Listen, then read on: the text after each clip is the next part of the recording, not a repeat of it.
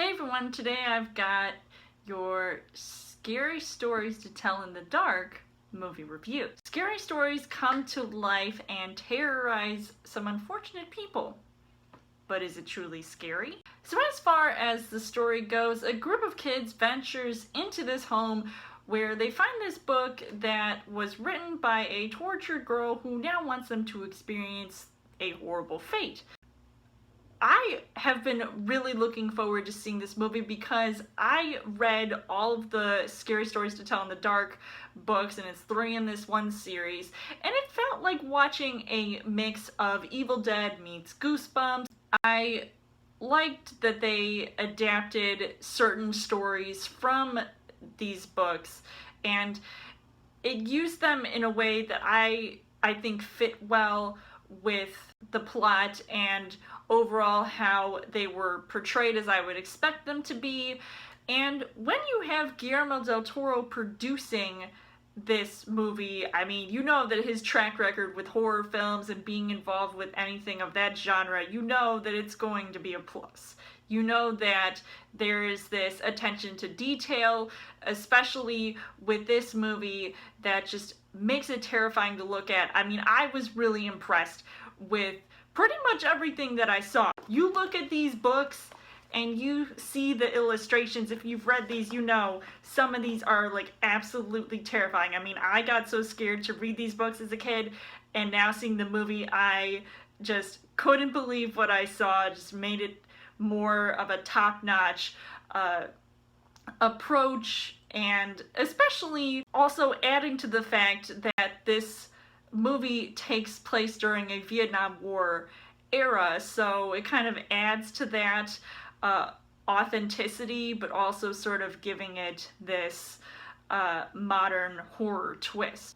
As far as the casting goes, I mean, I was fairly impressed with the acting, which I thought was decent when you've got actors like Zoe Colletti, who plays this lead, and she's the one that finds this book, has all of these other friends, and I was impressed with, you know, how they were acting out in their scenes. I feel like sometimes the line deliveries made them seem like it was a watered-down version of Riverdale, which made them act more mature for their age, and maybe it's a stretch to mention I got some Stranger Things vibes from it, because of all of the horror elements and how they reacted to all of those things. You've got Michael Garza, who I thought he had a pretty much standout performance and in this movie, as well as Natalie Ganzorn, who I think had one of the best scenes in this movie because of something that she gets put through. I mean, it's absolutely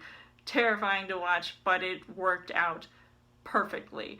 Now, the things that I liked about this movie was obviously the scenes that were absolutely terrifying to look at. There were times when I wanted to turn away, and I'm a huge horror movie fan. Obviously, I get excited every time I see a horror movie that I know is going to be really good, and this one did not disappoint, especially since I read these books. And when you have certain antagonists coming out on screen where they look exactly like their book counterparts, I mean, when you've got the Red Spot or this bitch, I mean, you know something's about to go down. Or even Harold.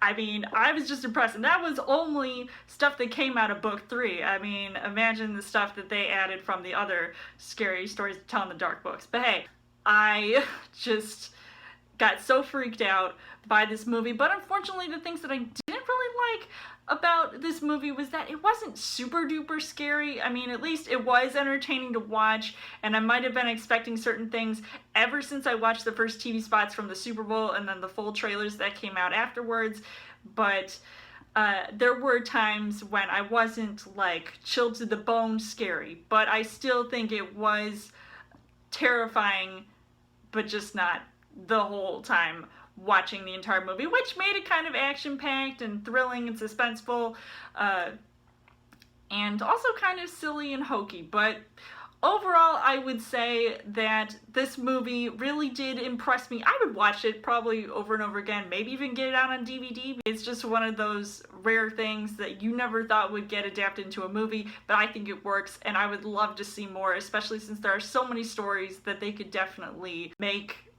into a live action adaptation. So I would recommend seeing this movie. Have you guys read the books? I mean, it's definitely worth a read, and I would give this 4 hearts on the heart rate scale. So let me know in the comments what you guys thought of Scary Stories to Tell in the Dark, and as always, you guys can subscribe to my channel. I've got more movie reviews, movie updates, come back every week for a Child Thursday video. You guys can also like me on Facebook and follow me on Twitter, and I will see you guys later.